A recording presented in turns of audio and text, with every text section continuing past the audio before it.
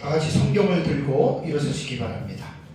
봉독해 드릴 하나님의 말씀은 요한계시록 6장 7절과 8절의 말씀, 요한계시록 6장 7절과 8절의 말씀을 봉독해 드리겠습니다. 이것은 하나님의 말씀입니다. 넷째 인을 떼실 때에 내가 넷째 생물의 음성을 들으니 말하되 오라 하기로, 내가 보면 청황색 말이 나오는데 그 탕자의 이름은 사막이니 음부가 그 뒤를 따르더라. 그들이 땅 4분의 1의 권세를 얻어 검과 흉령과 사망과 땅의 짐승들로서 죽이더라. 아멘. 네, 앉으시기 바랍니다. 오전 예배 시간에는 제가 셋째 인의 계시에 대해서 말씀을 드렸습니다. 셋째 인을 떼실 때에 사도 요한이 에쿠사, 내가 들었다. 그 음성은 셋째 생물이 말하되 에르쿠 하죠. 오라, 텀이에요. 오라 하기로 사도 요한이 에이돈, 내가 보았다. 내가 보니 검은 말이 나옵니다. 첫째 말은 흰 말, 둘째 말은 붉은 말, 셋째 말은 검은 말. 근데 그 말의 탄자, 검은 말의 기술을 보니 손에 저울을 가졌고, 그리고 네 생물 사이로부터 나는 듯한 음성, 나는 듯한 음성인데 이게 보니까 그 종속 접속사 그냥 호수예요. 뭐뭐처럼 뭐뭐 같은 이제 그런 건데, 그냥 어떻게 나는 듯한 이런 음성을 들었다라고 이렇게 말을 했습니다. 여기도 이제 들으니 하니까 에쿠사예요. 내가 들었다. 이르되 그 소리가 중요한 거예요. 그게 뭐냐면 한 데나리온의 밀 한 대요, 한 데나리온의 보리 속대로다. 그러니까 하루의 임금이 한 데나리온인데, 그것이 이제 한 가족이나 한 사람이 3일 동안 먹을 양식, 또 그다음에 마병하고 또 이렇게 그렇게 먹일 수 있는 그런 양식들을 기준으로 말을 해서 한 데나리온의 그 정도면은 약 10배에서 15배, 뭐 어떤 사람은 16배까지 이야기를 하는데, 이 내용은 뭐냐면 그만큼 기근이 심하다는 말이고요. 첫 번째 들은 거고, 두 번째가 또 감람류와 포도주는 해치지 말라. 이런 것들이 참 어려운 거예요. 이런 것들이. 그래서 이제 이 부분에 대해서 오전에 여러분들에게 말씀을 드렸습니다. 이제 요한계시록은 6장부터가 어려워요. 한 분이 읽어도 6장부터 19장까지 읽어보세요. 정말 어려운 내용입니다. 몇십 년을 읽어도 계시록을 기본적인 지식을 갖추는 그런 선행학습을 하지 않고 그냥 읽기만 하면 사실 몰라요. 30년, 40년 읽어도 몰라요. 그래서 잘 요한계시록은 기본적인 지식들을 우리가 무시하지 말고, 그런 여러 가지 지식들을 우리가 모아서 그런 가운데에 성경을 좀 객관적이고 합리적으로 우리는 성경을 공부를 해야 이제 특히 어려운 요한계시록 같은 경우는 우리가 충분히 이해할 수 있다고 했습니다. 이제 요한계시록에서 사건으로 설명이 될 때는 보통 네 가지의 사건이 있어요. 과거주의, 그 다음에 역사주의, 미래주의, 이상주의 혹은 상징주의, 이렇게 얘기를 하죠. 그래서 이제 최근에는 한 20, 30년 전부터는 이 네 가지를 하나의 어떤 패턴을 고집하는 것이 아니라 이 네 가지를 그냥 종합해서 절충주의라고 그래요. 그렇게들 해석하기 때문에 더 요한계시록이 어렵게 된 거예요. 또 혼란스럽게 된 거예요. 그래서 저는 역사적 전천년의 종말론의 그 입장을 따르기 때문에 역사적 전천년의 종말론의 사건에 대한 해석은 우리는 미래주의로 본다. 과거주의가 좀 반대죠. 그래서 이제 오전에도 항상 이제 그 2주 전부터는 제가 성경을 요한계시록 6장부터 이해하기 위해서는 필요한 지식, 그러니까 지난주 말고 지지난주에 했던 그 설교를 꼭 들으셔야 돼요. 유튜브를 듣고 좀 이제 요한계시록을 제대로 배우려고 하시는 분들은 지난주 말고 그 전주에 세 가지 7 시리즈에 대한 내용이 무엇이냐, 그 다음에 의미가 뭐냐, 반드시 그거를 들으셔야 돼요. 무조건 그냥 6장 들어가서 흰 말이 뭐고 붉은 말이 뭐고 검은 말이 뭐고 청색 말이 뭐고 이렇게 하면 대안이 별로 없어요. 거의 다 말하는 것들이 다르기 때문에. 그래서 기근이 왜 일어나느냐, 그것은 구약성경을 모티브로 볼 때에는 하나님의 자녀들이 하나님 앞에 범죄할 때 그때 하나님의 심판의 도구로서 하나가 기근이고, 그 다음에 칼, 전쟁이고, 그 다음에 하나가 전염병이에요. 그래서 구약 성경엔 이 세 가지가 3종 세트예요. 하나님 앞에 범죄하면 이 세 가지가 그대로 하나님께서 심판으로 형벌로 갚아주시는 이제 그러한 부분에 대해서 이제 셋째 이는 바로 기근이다라고 하는 거. 그래서 그 기근은 우리는 한 일회 안에서 6장부터 19장을 해석을 하니까 그것은 한 일회가 시작이 될 때에 기근이 내 기근이 시작된다라고 제가 여러분들에게 말씀을 드렸습니다. 자, 이번 시간에는 이제 순서로 볼 때는 넷째 인의 계시입니다. 넷째 인. 그래서 6장 7절과 8절 제가 아까 여러분들에게 봉독해 드린 내용을 보면 넷째 인을 떼실 때 인을 떼시는 분은 부활하신 예수 그리스도예요. 그러니까 4장에 보면은 성부 하나님이 그 천상 보좌에 앉아서 오른손에 7 인으로 된 두루마리를 갖고 있는데 어린 양이 취하셔서 이제 첫째 인, 둘째 인, 셋째 인 떼는데 지금이 이제 넷째 인을 뗐어요. 넷째 인을 떼실 때에 내가 넷째 생물의 음성을 들으니 말하되 오라 하기로, 에로쿠 오라 하기로. 자, 그래서 내가 봄에 에이돔이에요. 내가 봄에 뭐가 나옵니까? 말이 나오는데 컬러가 청황색 말입니다. 이 청황색 말이 나오는데 그 말에 탄 자가 있는데 이 넷째 인에서는 그 이름을 사망이라고 이렇게 말을 합니다. 말탄자의 이름이 사망이다. 그러고 나서 이제 뭐라고 얘기를 하냐면 음부가 그 뒤를 따르더라라는 말이 나옵니다. 그리고 그들이 땅 4분의 1의 권세를 얻어 검과 생명과 사망과 강의 짐승들로서 죽이더라. 도대체 무슨 말입니까? 그래서 어렵다는 거예요. 자, 그러면 차츰차츰 본문을 제가 주의를 하겠습니다. 자, 청황색 말 그랬죠? 이 클로로스라고 하는 헬라어 단어인데, 클로로스라고 하는 이 단어는 그냥 클로에라고 하는 단어에서 유래가 됐습니다. 초록의 혹은 식물들의 푸른 혹은 이것은 누르스르만이라고 하는 누른빛에 대해서도 이것이 번역이 됩니다. 그러니까 건강한 사람과 대조되는, 내가 얼굴이 왜 이렇게 누르스름하지? 건강한 사람은 좀 붓잖아요, 그죠? 그것과 좀 반대되는. 그래서 이제 이런 색깔들을 병든 사람의 색깔이다라고 이렇게 원어 사전에는 말을 하고 있습니다. 그래서 이 청황색 말 그러면 뭔가가 이 컬러에서 의미하는 뉘앙스가 이 뭔가 긍정적인 건 아니에요, 그죠? 뭔가 이렇게 부정적인 이미지를 컬러에서 우리가 이제 볼 수가 있습니다. 그런데 더 이제 이상한 거는 뭐냐면 청황색 말을 탄 자 기사입니다. 기수라고도 하고 기사라고도 하고 그 기사의 이름을 말을 했는데 뭐라고 했냐면 사망이다. 그러니까 우리말 사망은 죽는 거잖아요. 그 사망이라고 하는 말은 헬라어 단어가 다나토스입니다. 다나토스, 영어로는 데드죠. 그러니까 죽음이에요, 죽음. 이것을 이제 원어 사전에 들어가서 보면 고전 헬라어 원문 문헌의 문법을 보면은 이 다나스코는 드네스코에서 죽다에서 유래가 됐습니다. 그러니까 죽는 것 혹은 죽음을 의미하는데 죽음이 뭐죠? 생명이 멸하는, 생명이 없어지는 거예요. 생명이 멸해지는 거예요. 그래서 여기에서 요한계시록에서 지금 네 번째 말탄자의 기사 이름이 사망이다? 좀 이상하잖아요, 그죠? 그래서 이 사망은 요한계시록에서 4번이나 의인화가 됩니다. 의인화, 그냥 죽는 건데 여기에서 의인화라고 하는 말은 사람이 아닌 것을 사람에 비겨서 표현해서 인격화를 할 때 보통 우리는 의인화라고 하잖아요. 동화에서도 뭐 나무를 의인화해서 나무가 사람처럼 생각하고 말하고, 그죠? 그런 식으로 이제 돌에게도 그렇게 하고, 지렁이에게도 의인화를 시켜서 하는 그런 표현들이 많이 있습니다. 그러니까 여기서 보면은 그 의인화를 계시록 1장 18절, 6장 8절, 20장 13절, 14절을 보면은 이 사망이 의인화를 시킬 때에는 반드시 그 음부, 하데스라고 하는 이 단어와 결부가 돼요. 하데스라고 하는 단어와. 그래서 여기에서 이제 이 형황색 말을 탄 기사의 이름을 사망이라고 말을 했을 때에는 이것은 의인화한 겁니다.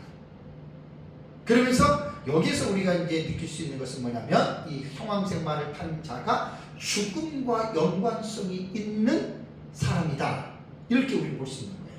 죽음과 연관성이 있는 그러한 일을 하는 존재라고 하는 것을 우리는 미리 예시라고 그러죠. 미리 보여주고 있는 것으로 우리는 볼 수가 있습니다. 자, 근데 어떤 학자는 사망이라고 하는 다나토스라고 하는 이 단어가요, 70인 역본에 보면은 히브리어로 데베르로 번역이 됩니다. 데베르로 번역이 됩니다. 네. 헬라어가 다나토스예요. 헬라어가 이 다나토스라고 하는 이 단어가 히브리어를 헬라어로 번역할 때 사용했던 게 뭐냐면 데베르거든요. 데베르 이렇게 됩니다. 데베르. 네. 이게 이제 히브리어는 모음을 찍어야 돼요. 모음을 찍으면 이 데베르가 되거든요. 데베르. 이 데베르라고 하는 이 단어가 뭐냐면, 데베르라고 하는 이 단어는 온역 혹은 연병으로 해석이 됩니다. 구약성경 데베르가. 그러니까 이 온역과 연병으로 해석이 되고 혹은 죽음이로도 해석이 되는 이 단어가 헬라어로 번역을 할 때는 다나투스가 된 거예요. 그래서 이 네트레인이 개봉이 되면서 등장하는 이 기사의 이 이름을 사망이라고 부르는 것에 대해서 여기서 이제 중요한 게 뭐냐면, 이 탄자의 이름을 사망이라고 했는데 이 자가 어떠한 자인가에 대해서 해석이 완전히 달라집니다. 해석이. 그래서 요 이제 다나토스라고 하는 이 사망을 실제적으로 연병으로 전염병으로 해석하는 학자들이 많습니다. 근데 우리는 이제 그렇게 보진 않아요. 그런데 8절을 여러분들이 다시 보시면 사망인이 해놓고 그 뒤에 나오는 문맥을 보세요. 그 뒤에 문맥을 보면 음부가 그 뒤를 따르더라 그랬잖아요. 그죠?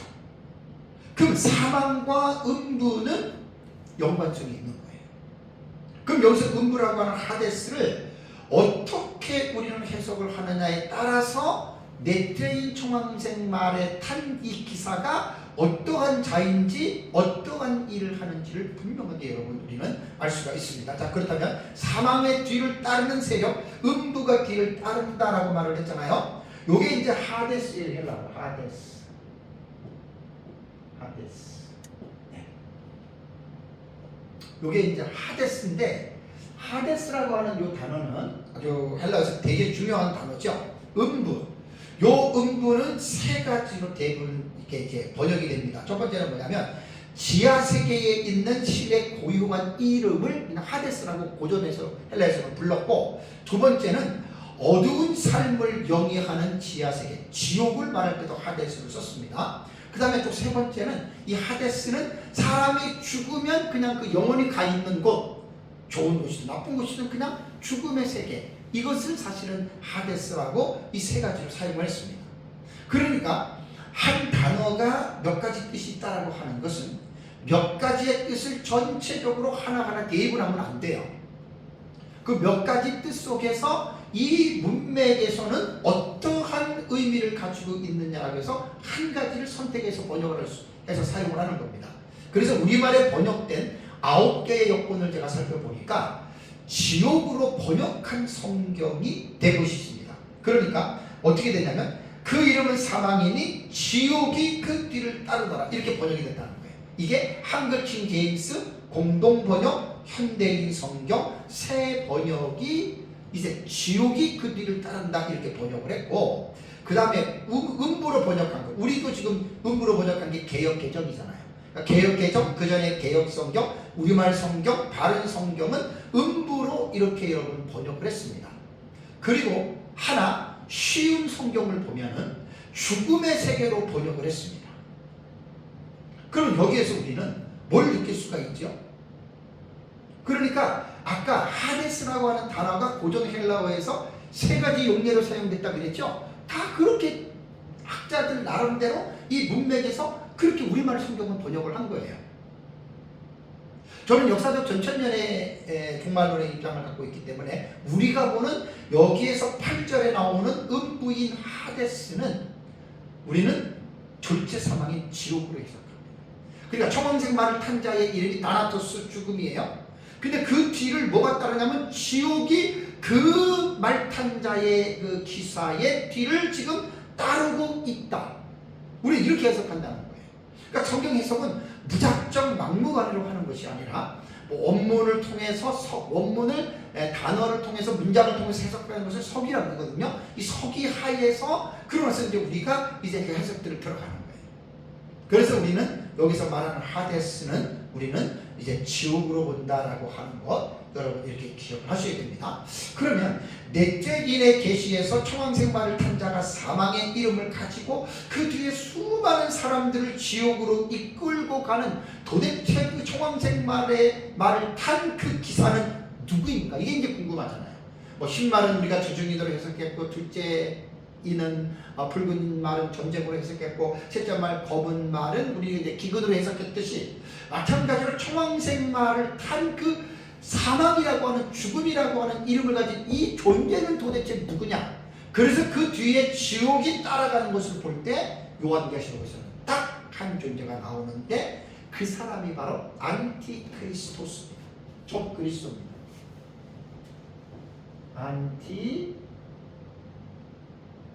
그리스토스예요. 그리스도를 대적하는 존재. 참 너무너무 넷째에 인해서 청황생말에 대한 이 부분은 해석이 너무너무 중요해요. 그런데 이제 어떤 사람들은 아까 말한 대로 이 나나토스를 에베르로 구약의 히브리어 단어에서 그냥 역병 전염병으로 해석을 한다면 그냥 말탄자 이름이 사망은 어떤 이 인격이 아니고 인격체가 아니고 그냥 어떤 뭐 죽음을 이르게 하는 전염병으로 이렇게 지금 말을 하잖아요. 근데 우리는 그렇게 안 본다는 거예요. 그러면 결론적으로 말을 하면 여기에서 청황생마를 탄 자의 이름이 사망인데 지옥이 따라오니까 우리는 이 자를 바로 적그리스도로 본다. 요한계시록에서 적그리스도는 너무너무 중요합니다. 구약 성경에도 다 예언이 되어져 있고 구약 성경에 예언되어져 있는 것이 신약 성경에 나오고 그래서 요한계시록을 보면 적그리스도는 계시록 13장 2절을 보시면 적그리스도는 사탄의 화신입니다. 이거 되게 중요합니다. 13장 2절 계시록 13장 2절을 보면은 적그리스도는 바로 사탄의 화신이다. 사탄은 눈에 보이는 존재가 아니잖아요. 근데 눈에 보이지 않는 존재가 인간의 몸을 입고 왔다. 마치 뭐 이렇게 화신이라는 그런 의미거든요. 어떤 추상적인 존재가 어떤 객관화된 실제적인 존재로 드러났다. 그걸 화신이라고 이야기를 합니다. 그러니까 적그리스도는 이제 그 사탄의 화신이라고 말을 할 때는 사람이지만 바로 사탄이 인간의 모습으로 화했다는 말이 아니고 이제 그렇게 구체화되었다라고 하는 말입니다. 그래서 계시록 13장 2절을 보면은 능력과 큰 보좌와 그 큰 권세를 그에게 주었다라는 말이 나오죠. 그죠? 네? 그에게 주었다라는 말이 나오고 그 다음에 그 적그리스도는 13장 1절에서 10절은 바다에서 올라오는 짐승이 적그리스도거든요. 인류 종말에 이제 하늘의 후반부 42달에 신성모독하는 입을 받는다. 13장 5절을 보시면 또 짐승이 과장되고 신성모독을 말하는 입을 받고 또 42달 동안 일할 권세를 받으리라. 42달입니다. 우리는 문자적으로 이 부분을 해석을 합니다.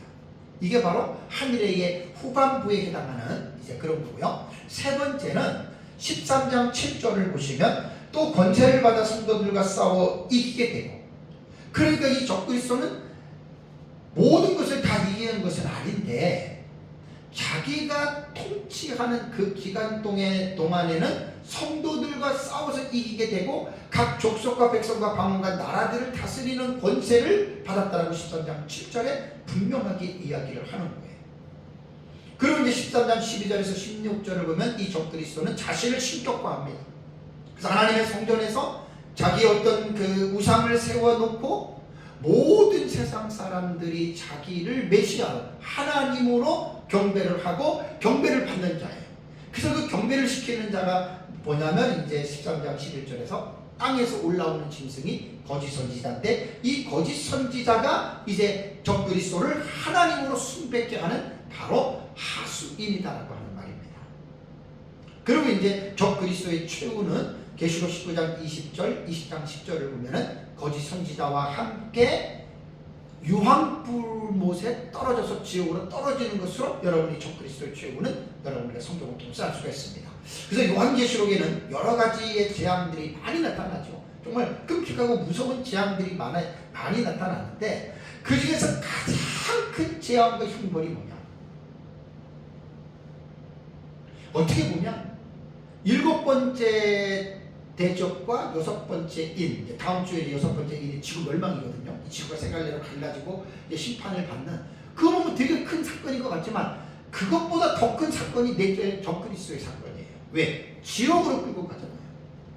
사람들을 지옥으로 음부로 끌고 가는 이것이기 때문에 어떻게 본다면 넷째 인의 총망생 말의 이 재앙이 가장 끔찍한, 가장 큰 재앙이라고 여러분 우리는 볼 수가 있습니다. 그래서 우리는 이 청황생마를 탄 기사를 바로 적그리스도로 해석을 한다. 자, 그렇다면 청황생마를 탄 자가 어떤 일을 하느냐? 여기서 이제 그 사역을 보시면, 청황생마를 하는 그 사역을 보시면은, 다시 한번 보세요. 본문에 6절을 보시면은 그 8절, 8절을 보시면 그들이 그랬죠, 그죠? 마지막 부분에 그들이 땅 4분의 1의 권세를 얻어 검과 흉령과 사망과 땅의 짐승들로서 죽이더라. 여기서 이제 우리가 하나 이상한데라고 하는 걸 느낄 수가 있죠. 왜냐하면 본문에서는 분명히 그들 아우토이스라고 하는 3인칭 남성 복수를 썼어요. 분명히 다나토스는 그 말탄 자의 이름 사망은 단수거든요. 근데 여기 와서는 8절에서는 뭐냐면 그들이라고 하는 3인칭 남성 복수를 썼단 말이에요. 근데 이 두 가지를 해석이 돼요. 복수의 해석이. 그들이 누구냐? 첫 번째는 뭐냐면 앞에 세 가지의 인에 나타나는 흰색, 그 다음에 붉은색, 그 다음에 검은색, 그 다음에 네 번째인 청황색말, 이렇게 해서 이것이 네 기사를 말을 했기 때문에 그것을 댐이라고 하는, 영어로는 댐이라고 하는, 헬라어로는 아우토리스라고 하는 이 복수로 이렇게 해서 6장 1절부터 시작된 이 첫째, 둘째, 셋째, 넷째 8절에서 맞춰지잖아요. 그죠? 그래서 이것을 8절 전체로 이렇게 해석하는 사람들이 있습니다. 이렇게 해석하는 학자들이 제가 한 여러 개의 계시록 주석을 봤더니 이렇게 하는 사람이 많은데, 저는 이 해석을 동의할 수 없습니다. 두 번째는 뭐냐면 앞에 흰 말, 붉은 말, 검은 말하고는 달라요. 그러니까 네 번째에 말한 청황색 말에만 해당이 되는 문구입니다. 그러면 여기에서 이제 문제가 바로 이렇게 대두되는 거예요. 왜 말탄자가 다나토스가 단수인데 왜 여기에서 나오는 그들은 복수가 되느냐? 여기 이제 8절에 보면은, 8절에 여러분들이 보시면 내가 보면 청황색 말이 나오는데 그 탄자, 그 탄자라고 하는 말도 이게 단수거든요. 단수. 호카데메노스 에파노라 그래요. 이게 보면 단수예요, 단수. 그래서 지금 이제 8절의 중간에는 그들이라고 하는 복수인데 여기서 이래서 사람들이 이 해석을 조금 꺼려해요. 그래서 이제 앞에 있는 첫째, 둘째, 셋째, 넷째 말을 합하면 복수가 되니까 이제 그 네 기사를 이제 해가지고 해석을 이렇게 하는데, 자, 여기 대해서 제가 반론을 하겠습니다. 어떻게 반론을 하냐면, 자, 적그리스도라고 하는 존재는 단수예요. 안티크리스토스는 단수예요. 그런데 우리가 요한계시록을 보면 사탄의 삼총사제가 항상 얘기를 하죠. 적그리스도, 거짓 선지자, 음녀, 삼총사예요. 그러니까 요 셋은 똑같이 사단으로부터 권세를 받아요. 똑같이 사단의 하수인들이에요. 그리고 서로가 깊이 연관들이 되어져 있어요. 그래서 적그리스도라고 말을 할 때는 적그리스도 하나보다는 거짓 선지자와 음녀의 이 무리가 복수적인 체계가 함께 여러분 움직인다라고 하는 사실입니다. 그래서 여기에서 왜 단순대 복수가 나오는데 문맥상으로 틀리지 않느냐고 할 때 반론을 제기할 때 제가 이제 답변할 수 있는 얘기는 뭐냐면 마지막 때에 등장하는 적그리스도는 사탄의 화신으로 혼자서 하는 게 아니에요. 그의 수하에 거짓 선지자와 그 다음에 열불 열왕도 있고 그 다음에 음녀들이 협력하고 있다. 그래서 그 적그리스도가 하는 일을 그들이라고 하는 이렇게 복수로 사용했다라고 생각하는 것이 여러분 가장 옳습니다. 그 다음에 이제 두 번째는 땅 4분의 1의 권세를 얻어 그랬죠. 그죠? 땅 4분의 1의 권세를 얻었다. 여기에 보면은 얻어라고 하는 동사가요. 신적 수동태가 뭐라고 그랬죠? 에도스예요.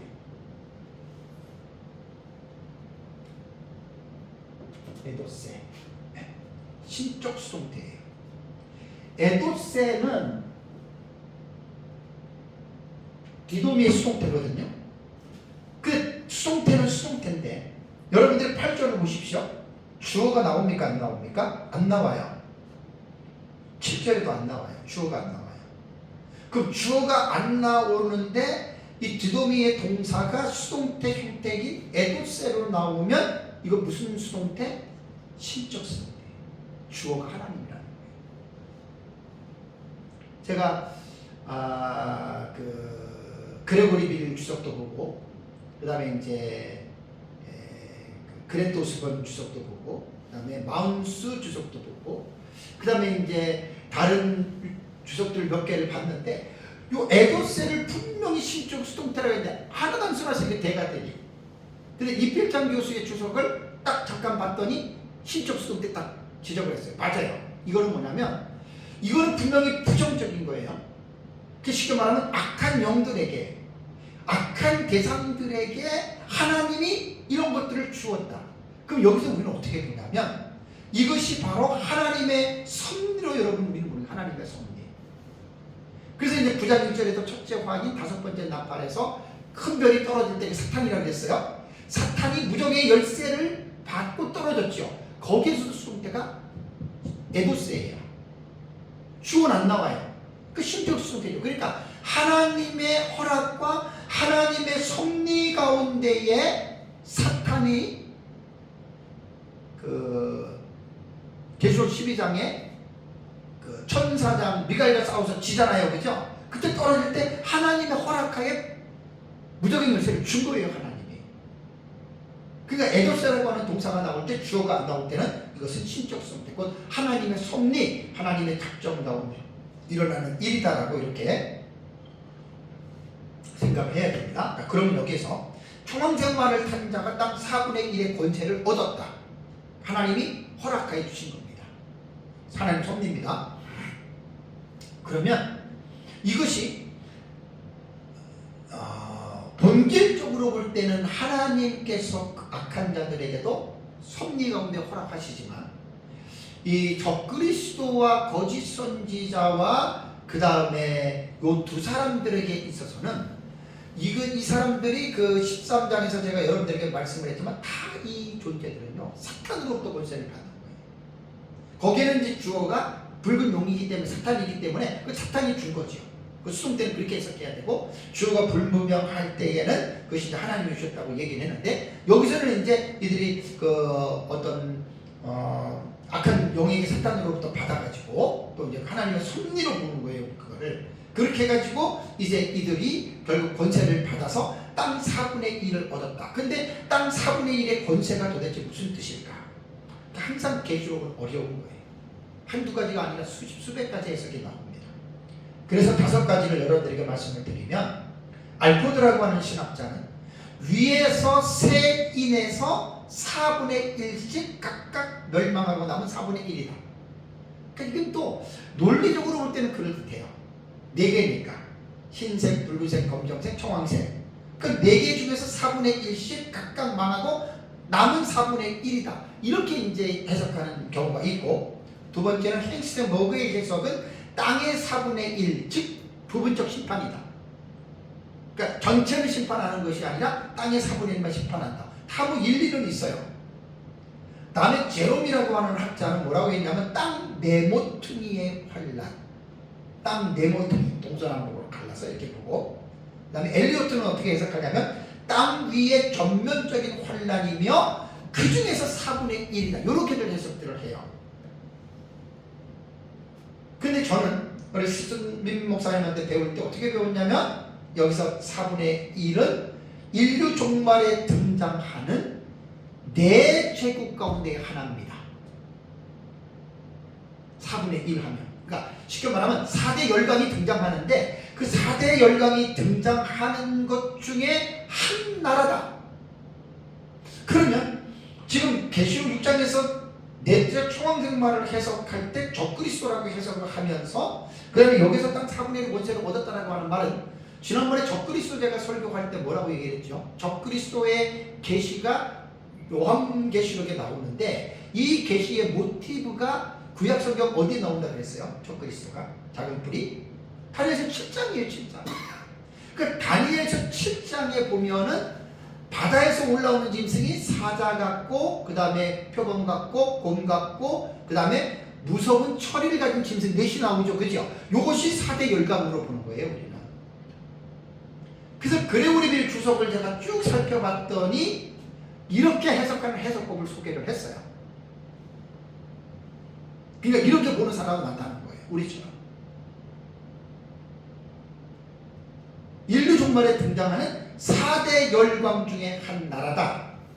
그러면서 거기에 그레고리빌 주석이 인용한 것을 보니까 다니엘서 7장은 4짐승이 나오는데 다니엘이 하나님이 집중하게 하신 짐승이 몇 번째 짐승이라고 그랬어요? 무서운 철이를 가진 짐승이에요. 그 무서운 철이를 가진 짐승이 10뿔을 가진 짐승이죠. 그 다음에 작은 뿔이 돋아나지요. 작은 뿔이 10뿔 중에 3뿔을 뽑죠. 그레고리빌 주석에도 그거를 인용을 해놨어요. 이렇게 보는 해석들이 많다는 이야기입니다. 그래서 우리는 땅 4분의 1의 권세를 얻었다라고 하는 말은 인류의 4분의 1 앞에서 말한 그거랑 상관없어요. 그냥 마지막 때에 등장하는 4대 강대국 중에 바로 한 나라인데 그 나라는 바로 4번째 짐승인 10뿔을 가진 합중국의 나라이다. 이렇게 보시면 됩니다. 그렇다면 이들의 살상 행위를 보겠습니다. 이들이 어떻게 사람을 죽이느냐. 자, 초왕생말을 탄 자가 인류를 사망의 음침한 골짜기로 몰고 가는 구체적인 방법에 대해서 4가지로 말했는데 8절에 뭐라고 했습니까? 검과 흉령과 사망과 땅의 짐승으로서 죽이더라. 이렇게 말을 했습니다. 대부분 계시록 연구가들은 이 부분을 해석하는데 본문의 말씀을 6장 1절에서 8절에 나오는 4말들의 사역을 여기다 딱 갖다 붙이는 거예요. 그래서 신말을 이제 땅의 그 짐승에서 보면은 권세를 얻어 검과 흉령과 사망과 땅의 짐승들 이렇게 이야기를 하잖아요. 그러니까 여기서 흰말을 적그리스도. 그러니까 이제 흰말의 적그리스도가 누구냐? 흰말의 탄자가 누구냐? 그리스도나 적그리스도냐? 이렇게 많이 논쟁이 있다고 그랬죠. 그죠? 그러니까 어떤 학자들은 여기서 흰말을 바로 적그리스도로 보고 다음에 붉은 말을 검, 이것은 전쟁이고 세 번째 검은 말은 흉년이고 청황색 말은 사망인데 네베르라고 하는 단어를 통해서 오년, 전염병으로 해석한다. 이렇게들 해석하는 사람들이 있습니다. 근데 딱 보면은 논리적으로는 기가 막히게 맞는 것 같아요. 그런데 그거는 아니에요. 제가 앞에 여러분들에게 그들이라고 하는 아우토이스 3인칭 남성 복수를 누구로 부르냐에 따라서 해석이 방향이 달라진다고 그랬죠. 그래서 여기는 우리는 그들을 적그리스도의 세력으로 봅니다. 적그리스도와 거짓 선지자와 음녀의 그 세력으로 보기 때문에 우리는 앞에서 흰 말과 붉은 말과 검은 말 이렇게 연결해서 하는 해석을 우리는 동의하지 않습니다. 그래서 청황색 말을 탄 기사인 적그리스도와 그의 세력들이 땅의 짐승들로서 사람을 죽인다. 결국 그렇게 사람을 죽이는 것을 우리는 해석한다. 그럼 첫째 검으로 죽인다고 그랬잖아요. 검. 여기 보면 적그리스도가 검으로 사람을 죽인다는 의미는 전쟁의 살상을 통해서 죽이는 겁니다. 그러니까 한일의 기간 동안에 전쟁이 어떻게 나타나요? 그게 둘째 인의 계시. 지난주에 선교했잖아요. 붉은 말. 그리고 둘째 인의 계시는 둘째 황인 유브라데 전쟁이죠. 지상의 세계 인구가 3분의 1이 죽어요. 3분의 1이 죽는 그 죽음을 우리는 이것이 검으로서 적그리스도 세력이 죽인다. 전쟁으로 죽인다. 우리 이렇게 해석을 하고요. 다음에 두 번째, 흉년으로 사람들을 죽인다 그랬죠. 그죠? 자, 한 일의 어간에 나타나는 흉년, 셋째인 오전에 설교했던 내용입니다. 그 셋째인에서 아주 적나라하게 드러나죠. 흉년이라고 하는 이 리모스라고 하는 이 단어는 배고픔, 기근이라고 하는 뜻입니다. 이것이 사람을 죽인다는 사실에서 우리는 조금 의아할 생각이 들 수가 있어요. 어떻게 네 가지 사상의 요소들은 적그리스도에서 자연되는 것인데 심한 기근이 어떻게 적그리스도가 일어나게 한다는 것일까? 우리는 이렇게 의문을 가질 수가 있잖아요. 그죠? 근데 보세요. 오전에 제가 설교할 때 왜 기근이 일어난다 그랬죠? 기근이 일어나는 것은 사람들이 죄를 짓기 때문에 그렇죠. 근데 마지막 때에는 사람들이 죄를 짓게 만드는 원흉이 누구예요? 그게 적그리스도예요. 그래서 인류 환영회가 시작이 되면서 적그리스도가 모든 세계 사람들에게 신으로서 자기가 이제 그 하나님의 성전에 서게 되는 거예요. 그래서 바울은 데살로니가 후서 2장 그 2절에서 4절의 내용을 보면은 멸망의 아들 곧 불법의 사람이 하나님의 성전에 이제 자기를 하나님이라고 한다고 했잖아요. 그러니까 사람이 기근이 당하는 이유는 죄 때문에 기근을 당하는데 그 죄를 짓게 만드는 원흉과 장본인이 누구냐? 그게 적그리스도라는 이야기예요. 그래서 여기에서 흉년으로서 많은 사람들을 죽인다라고 하는 말은 이러한 차원에서 이런 말을 하는 겁니다. 그리고 조금 더 오전에 말씀드린 대로 약간 이렇게 조금 더 깊이 들어가면 사탄은 극심한 흉년 가운데서 적그리스도를 통해서 경제 통제 정책을 시작하죠. 그 10장 15절을 보면 666 짐승의 표를 사람들에게 이마나 손에 찍혀주잖아요. 그리고 그 표가 없으면 매매를 못해요. 물건을 사거나 팔거나 여러분 할 수가 없습니다. 그래서 그 짐승의 표를 받지 않는 사람들, 그 사람들은 사실 성도들이거든요. 후사면반에 대관란에 떨어진 사람들, 그들이 여러분 죽는 거예요. 그래서 이 심판의 배후에서 원인을 제공하는 자가 사탄과 그의 하수인 적그리스도의 세력들에 의해서 그들 때문에 이 땅에 대기근에 들고 그 기근 때문에 사람들이 많이 죽어간다는 말입니다. 다음에 세 번째, 사망으로 사람을 죽인다라는 말입니다. 참 이게 조금 이해가 좀 하기 힘들어요. 왜냐하면 8절의 초반절에 나오는 그 탕자의 이름이 사망이 다나토스예요. 그 다음에 8절 마지막에 나오는 사망도 다나토스예요. 그럼 이걸 우리가 어떻게 봐야 되느냐? 동일한 단어인데 원문을 보면은요, 8장 초반부에 나오는 이 다나토스는 주격으로 나옵니다. 주격, 주어로 나와요. 그런데 후반부에 나오는 마지막에 사망은 역격입니다. 뭐뭐에게, 이런 뜻입니다. 그러니까 전반부의 사망은 주격으로서의 사망이지만 후반부에 나오는 사망은 전반부의 사망이라고 불리워지는 누구? 적그리스도에 의하여 죽게 되는 사망을 뜻한다. 이렇게 해석하면 돼요. 우리말 똑같다고 하는 게 아니라 이게 주격과 역격이 다른 거예요.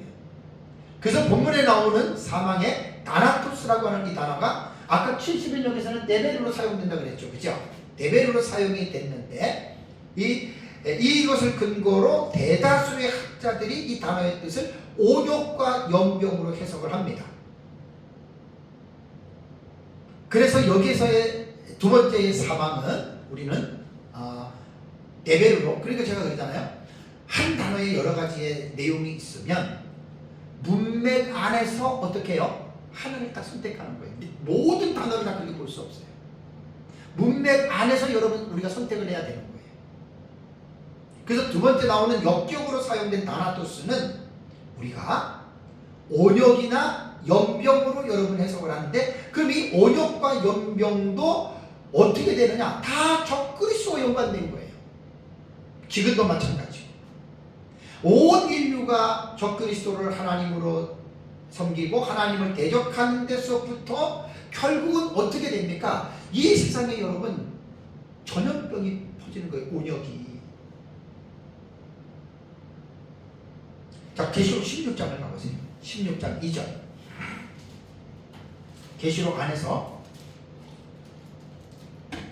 사망으로서 다나토스, 데베르, 온역과 전염병으로 죽인다라고 하는 게 16장 2절에 나옵니다. 16장 2절을 보겠습니다. 첫째 천사가 가서 그 대접을 땅에 쏟음에 짐승의 표를 받은 사람들과 그 우상에게 경배하는 자들에게 뭐가 나요? 악하고 독한 종기가 나더라. 이게 지금 어떤 상황인 줄 아세요? 모세가 출애굽하기 전에 애굽에서 일어났던 10가지 재앙들은요, 그 지역에서만 일어난 거예요. 국지적인 재앙이에요. 근데 요한계시록에서 지금 말하는 첫째 천사가 대접을 쏟을 때 악하고 독한 종기가 나는 것은 어느 한 지역에서 일어나는 사건이 아닙니다. 짐승의 표를 받은 사람들과 그 우상에 경배하는 모든 자들입니다. 전 세계적으로 일어나는 일입니다. 놀랍지 않습니까? 동시다발적으로 전 세계에 있는 짐승의 표를 받고 우상에게 경배하는 자들에게 몸속에서 악하고 독한 종기가 나기 시작하는 거예요. 이게 데벨의 전염병이에요. 다나토스라고 하는 단어 안에도 전염병 의미가 있다고 말씀을 제가 드렸습니다. 그러니까 이거는 뭐냐면 국지적으로 일어나는 전염병이 아니고 전 세계적으로 동시다발적.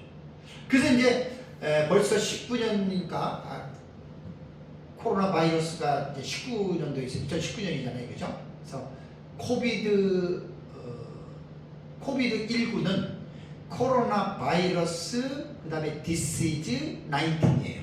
코비드 할 때 C 그 다음에 코로나 그 다음에 V 바이러스 그 다음에 D 코비드 할 때는 이게 코로나 바이러스 코비드19 그러잖아요. 코로나 바이러스 그 다음에 디시즈 이렇게 되는 거예요. 19 코비드19 할 때 이렇게 되는 거예요. 그러니까 질병이란 말이에요. 근데 이 코비드19 바이러스 코비드19가 일어날 때 인류가 전에 없었던 것을 경험한 게 뭐죠? 팬데믹 현상이잖아요. 팬데믹. 전 세계적으로 빠른 시간 내에 확산이 됐잖아요. 그죠? 근데 여기서 지금 첫째 대접은 그렇게 뭐 한 달, 두 달이 아니에요. 동시다발적입니다. 그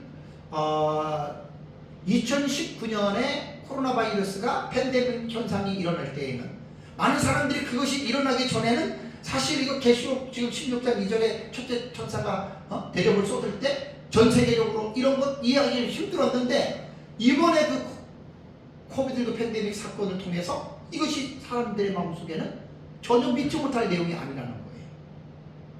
가능한 거예요. 전 세계적입니다. 다음에 10절과 11절 볼까요? 16장 10절과 11절 여기 다섯째 천사입니다.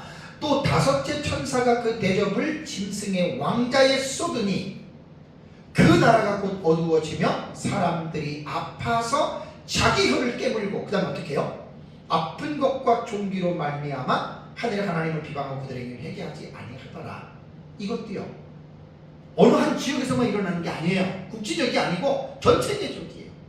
그러니까 첫째 대접과 다섯 번째 대접에서 우리가 느낄 수 있는 것은, 읽을 수 있는 것은 뭐냐면 전 세계적으로 동시적으로. 여러분 얼마나 놀랐습니까? 여러분 이게 바로 사망입니다. 다나토스입니다.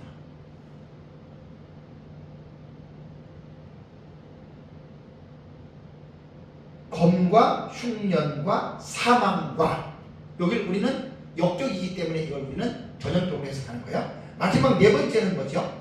땅의 짐승들로서 사람을 죽인다. 8절에 나오죠. 6장 8절에. 자, 땅의 짐승들로서 죽여요. 자, 성경에 나오는 짐승에 대한 계시는 너무 중요합니다. 헬라어로 짐승은 데리온입니다. 데리온.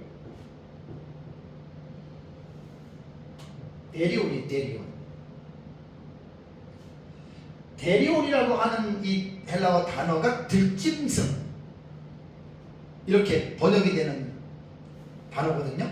신약 성경에 약 45번이 나오는데 요한계시록에만 38번 나온다 그랬죠. 그러니까 요한계시록을 우리가 공부할 때는 이 데리온이라고 하는 짐승에 대한 이 의미를 분명하게 알고 읽어야 돼요. 요한계시록에서 나오는 짐승은 애니몰이라고 하는 동물 짐승을 말하는 게 아니에요. 상징적인 의미로서의 적그리스도와 거짓 선지자들을 말한다라고 하는 것 여러분 기억을 해야 됩니다. 그래서 이 요한계시록에 나오는 이 내리올이라고 하는 짐승의 모티브는 다니엘서 7장에 나옵니다. 그래서 이제 다니엘서 7장에 바다에서 네 짐승이 올라오는데 사자 같고 표범 같고 곰 같고 무서운 처리를 가진 짐승 같은 이렇게 나오잖아요. 그래서 여기 보면은 땅의 짐승들로서 사람 짐승들로서 죽인다 이렇게 말을 했잖아요. 그러니까 여기에서 땅의 짐승들은 야생의 그 짐승이 아닙니다.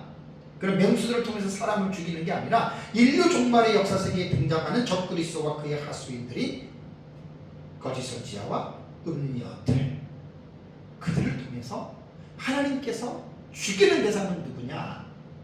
성도들입니다. 이걸 잘 여러분들이 이해하셔야 돼요.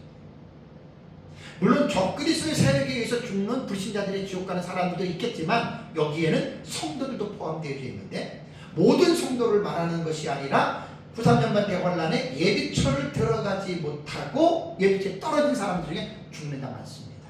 이렇게 보셔야 됩니다.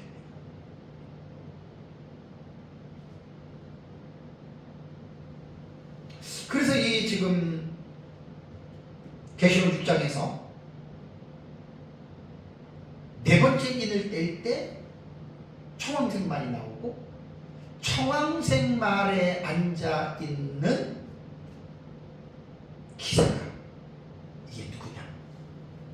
그 뒤에 사망, 하데스, 지옥이 따라오네요. 지옥이. 그 요한계시록에서 아까도 말씀드린 대로 제일 그 재앙이 어마무시한 재앙은 이 네 장입니다. 네 장. 적그리스도예요. 적그리스도에 의해서 모든 것들이 사실 그렇게 되거든요.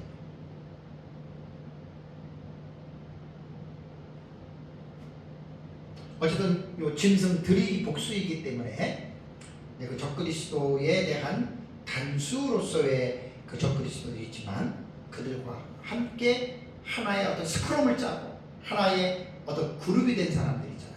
그들을 말한다는 거, 여러분들 꼭 이 부분들을 여러분들이 기억을 하셔야 됩니다.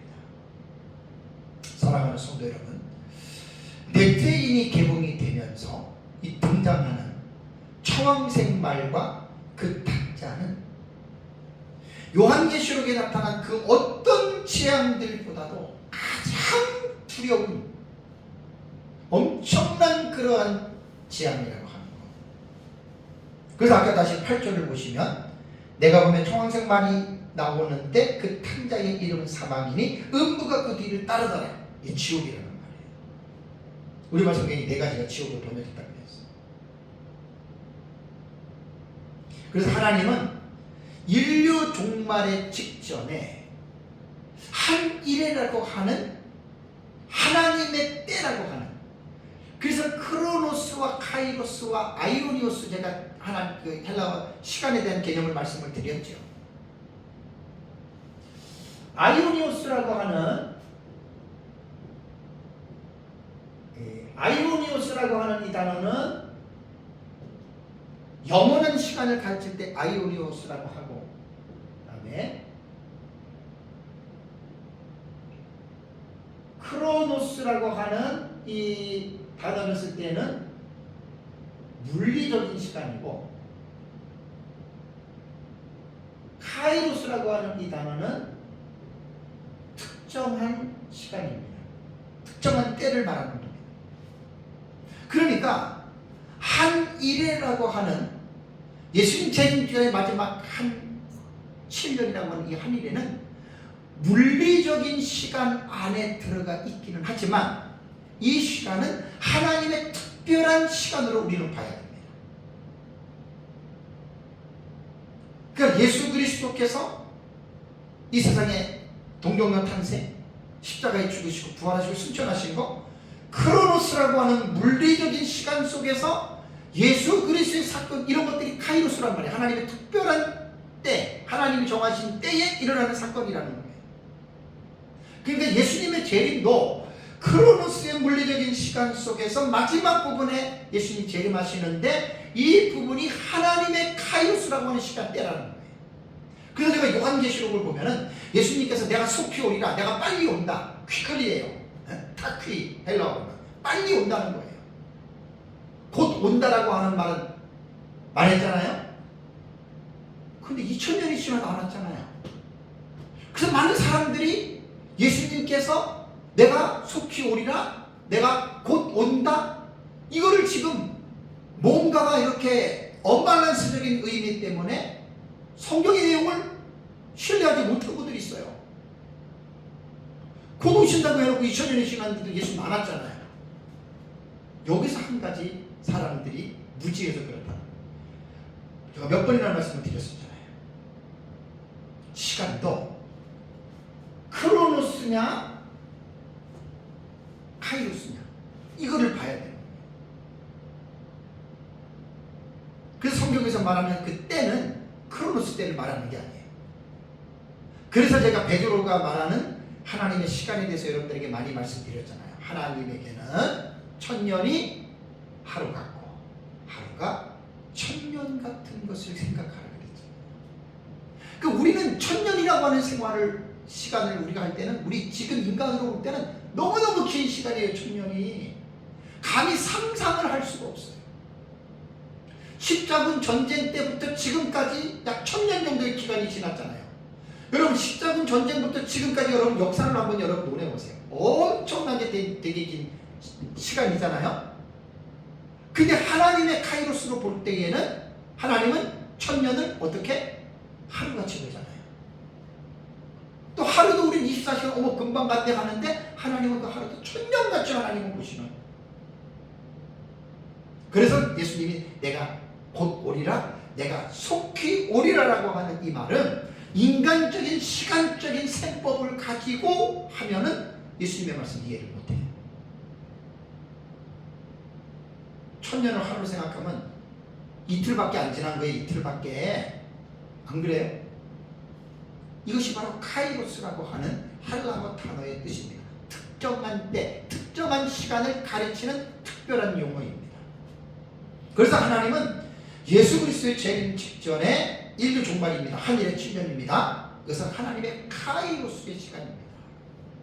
그래서 하나님은 큰 작전을 하나님이 실행하시죠.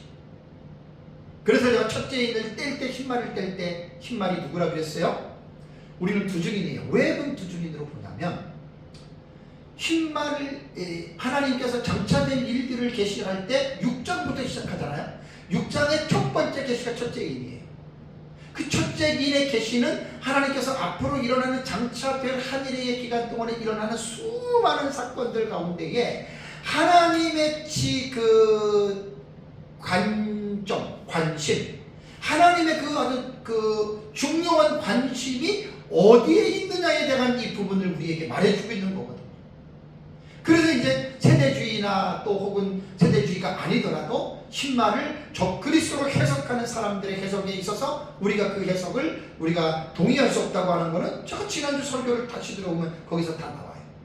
그럼 뭐 본문을 서기하고 주의할 때 보면은 면류관이라던가 또 이기고 이기려 하더라라고 하는 것도 동사와 분사와 그 다음에 나오는 것이 그 가정법이라고 그랬잖아요. 그런 것으로 볼 때는 이기고 이기려 하더라고 하는 말은 이기기 위해서 나간 거예요. 적그리스도는 결코 이기지 못합니다. 이기는 것 같아도 마지막은 패하잖아요. 그리고 그 흰말 탄자가 면류관을 받았는데 그 면류관이 디아데마타가 아니라 스테파노스라 그랬죠.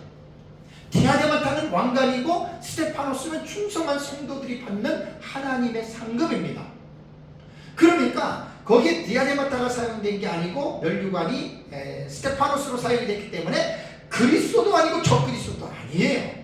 흰말을 탄자는 충성스러운 증인. 그래서 우리는 긍정적인 해석에서 두 증인이 마지막 예수 그리스도의 재림 직전에 복음을 전파하는 사역으로 여러분들이 흰말을 해석한다. 이것이 사실 성경을 제가 마구잡이로 제가 해석하는 게 아니잖아요. 정확하게 서기와 본문에 대한 해석을 가지고 첫째 말에 제가 말씀을 드렸던 겁니다. 그래서 이제 하나님의 섭리, 하나님이 하시는 그 계획.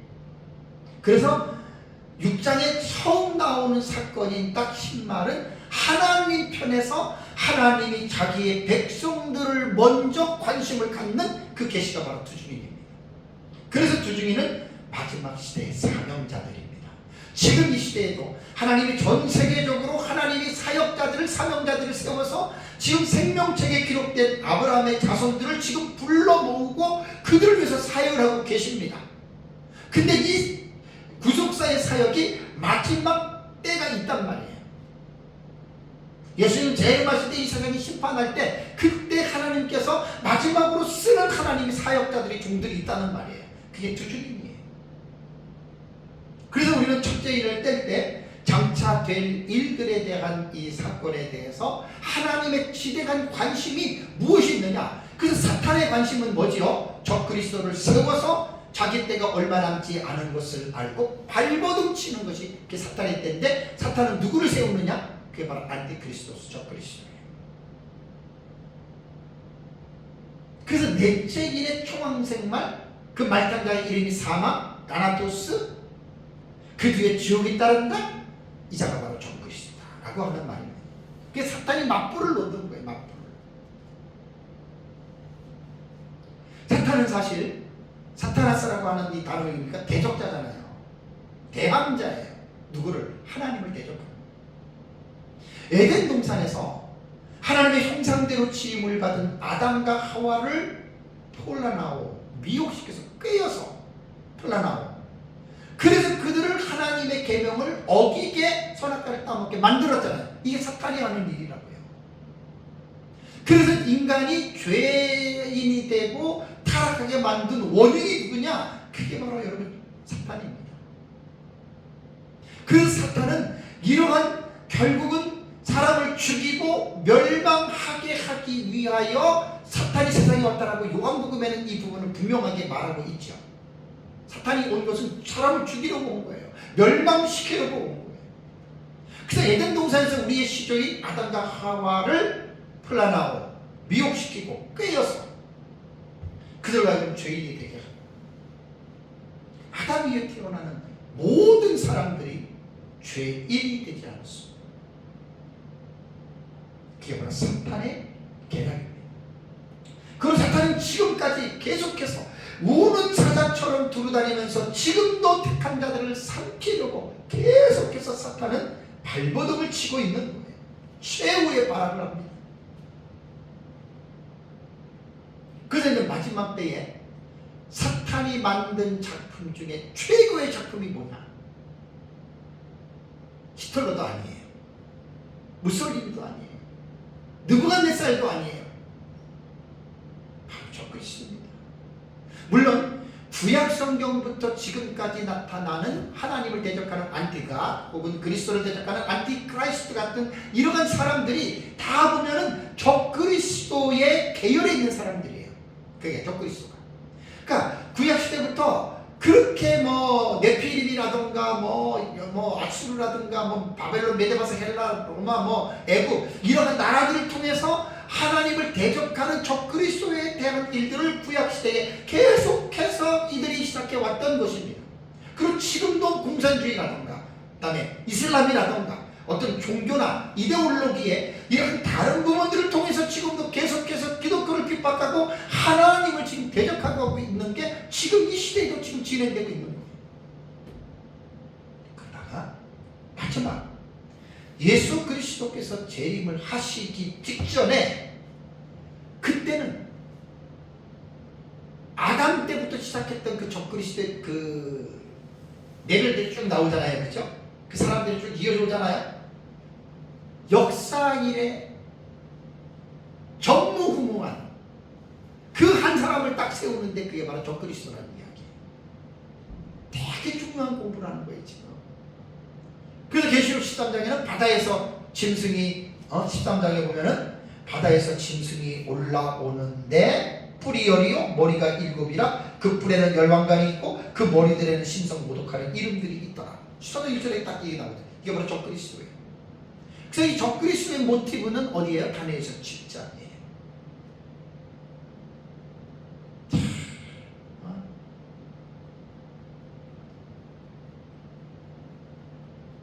우리는 언제 예수님이 올지 아무도 모릅니다. 예수님은 분명 오십니다. 하루가 지나면 지날수록 그때가 점점 가까워 옵니다. 예수님 재림 직전에 이 세상을 완전히 장악하고 미혹하는 그 적그리스도가 넷째 인을 뗄 때 청왕생마를 탄 그 사람, 기사 이름이 다나토스예요. 죽이는 자예요. 많은 사람들을 지옥으로 끌고 가는 자, 사탄의 화신으로. 이 자를 것을 분명하게 기억하시고, 우리가 사는 역사 세계 속에서 이 자는 반드시 나타나는데 우리는 깨어서 늘 믿음으로 이기는 신앙생활 하시기를 주님의 이름으로 축복합니다. 다 같이 기도하겠습니다.